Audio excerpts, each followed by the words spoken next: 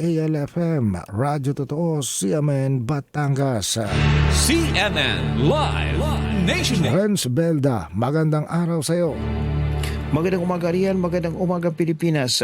Isang inisyatibo tungo sa mas mabilis at mas maayos sa pag-ugnay ng mga Batanggenyo at iba pang job seekers mula sa ibang probinsya na naghahanap ng trabaho sa mga lehitimong kumpanya sa pamagitan ng Peso Dole Batangas Trabaho Link Referral and Placement Program. Makakapag-refer ang mga Public Employment Service Office o PESO ng job seekers sa mga kapartner na kumpanya na may available na job vacancies. Bukas ang programang ito, hindi lamang para sa mga Batanggenyo kundi para sa lahat na naghahanap ng trabaho na nais maiugnay sa mga lehitimong employer.